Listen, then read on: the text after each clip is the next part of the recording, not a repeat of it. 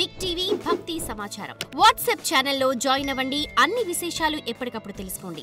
అయితే ఈ మన్మధుడు శివుడు పార్వతి వృత్తాంతం కూడా దీంతో ముడిపడిందంటారు, నిజమేనంటారా? కరెక్ట్ అమ్మా, అతి సమీచీనమైన మాట. హోలికా దహనము కామదహనము. ఇక్కడ కామదహనం అన్నటువంటి దానికి రెండు అర్థాలుగా మనం తీసుకుంటాం. అరిషడ్ వర్గాలు ఉన్నాయి: కామ, క్రోధ, లోభ, మోహ, మద, మత్సర. దాంట్లో ప్రథమంగా ఉన్నది కామమే.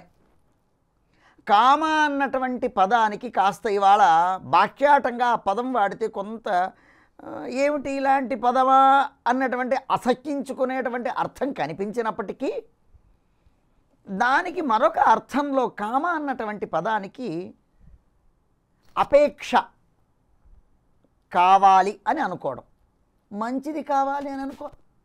కామ అనగానే రెండో చెడు అర్థంలోకి ఎందుకు వెళ్ళాలి మనం? దుష్ట ఆలోచనలోకి ఎందుకు వెళ్ళాలి మనం?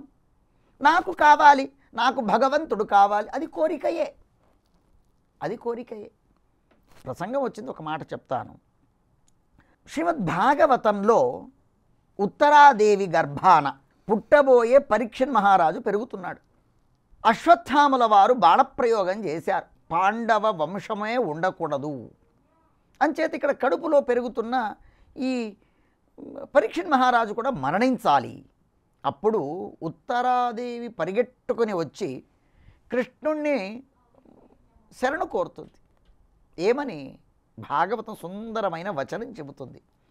కామం దహతు మాం నాథ మాతే గర్భో నిపత్యతాం. ఆ ఉత్తరాదేవి అన్న మాట ఏమిటి తెలుసా? కామం దహతు. ఈ అశ్వత్థాముల వారు ప్రయోగం చేసిన బాణం ఏదైతే ఉందో అది కామం దహతు. కామం అంటే ఏమిటి? యథేష్టం, తాను ఇష్టానుసారంగా. కృష్ణుని ఆవిడేం వేరుకుంటా ఉందంటే, ఈ బాణము నన్ను ఏమైనా చేసుకొని, అంటే అక్కడ తల్లితనం చూపిస్తుంది శ్రీమద్ భాగవతం. తల్లితనం. తల్లి తన బిడ్డల్ని ఎలా రక్షించుకుంటుంది అంటే, ఆ వాక్యంలో ముందర వాక్యం ఏముందంటే, మాతే గర్భో నిపాత్యతం. నా గర్భానికి ఏమి కాకుండా ఉంటే చాలు, నన్ను ఏమైనా చేసుకొని, అంటే నా బిడ్డ రక్షింపబడని, నాకేమైనా కానీ. కామం దహతు. కామం అంటే ఇక్కడ యథేష్టము, తన ఇష్టానుసారంగా నీ మనస్సుకు వచ్చినట్టు చేసుకో అని మనం ఒక మాట అంటాం. నీ మనస్సుకు వచ్చినట్టు చేసుకో. కామం దహతు. ఈ బాణము లేక అశ్వత్థాముల వారు ప్రయోగం చేసిన ఆయన మనస్సుకు వచ్చినట్టుగా నన్ను కాల్చేయని, కానీ నా కడుపు ఏదైతే ఉందో, కడుపులో పెరుగుతున్న శిశువు ఏదైతే ఉందో అది రక్షింపబడని అని ఒక అర్థం చెప్తే, మరొక అర్థం చెప్తుంది శ్రీమద్ భాగవతము. కామం దహతు. నా లోపల ఉన్న కామం, అరిషడ్వర్గాదుల్లో వచ్చిన కోరిక, కామము, దైహిక సుఖము, చెడు ఆలోచనలు ఏదైతే ఉందో అది దహతు, కాల్చివేయని. అంటే మనము ఆ ఉత్తరాదేవి చెప్పినట్టుగా మనస్సులో ఉన్న చెడు ఆలోచనలు కాల్చడమే దానికి సంకేతమే ఈ హోలీ పౌర్ణిమ. పుల్లలు వేసి మనం కాల్చుతున్నాము అంటే దాంట్లో ఆ పుల్లలన్నీ పేర్చి ఒక బొమ్మను పెడతారు. దుందులి రాక్షసి, హోలీ రాక్షసి అని ఒక రాక్షసి బొమ్మను పెట్టి దాన్ని కాల్చివేస్తారు. అంటే మన మనస్సులో చెడు ఆలోచనలు ఏవైతే ఉన్నాయో అవన్నీ రాక్షసీ ప్రవృత్తి కలిగినటువంటివి. అలాంటి దాన్ని కాల్చటానికి కామం దహతు. ఇకపోతే మీరు అడిగినట్టు శివపార్వతులకు సంబంధం ఉన్నటువంటి ఒక ఇతిహాసం ఉన్నది. పరమశివుడిపైనే మన్మథుడి యొక్క ప్రయోగం. ప్రపంచంలో కామాన్ని జయించడం చాలా కష్టతరం. అలాంటిది పరమశివుడు, ఆయన మనోనియామకుడైనటువంటి వాడు, అందరి మనస్సులో ఉండేటువంటి వాడు. ఒక విచిత్రం ఏమిటంటే, ప్రతి ఒక్కదానికి మూల కారణం మనస్సు.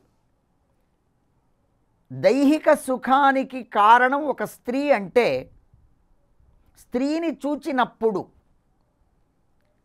అదే స్త్రీ తల్లిగా మారుతుంది, అక్కయ్య మారుతుంది, చెల్లిగా మారుతుంది, భార్యగా ఉంటుంది, ఇంకొకటి ఏదో ఉంటుంది సంబంధాలు.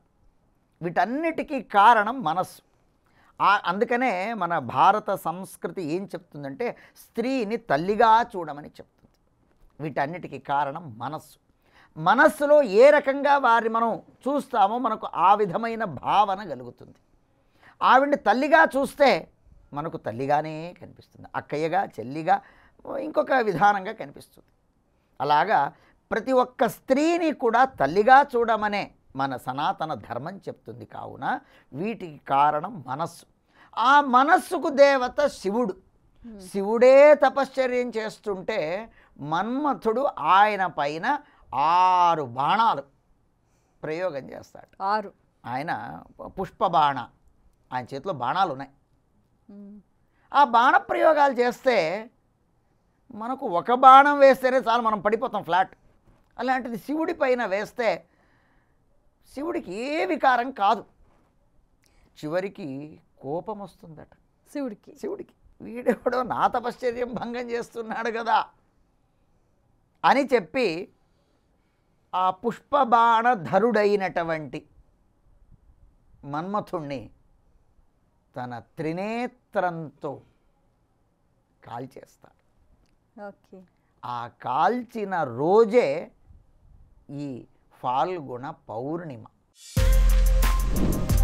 For more videos like this, subscribe Big TV channel.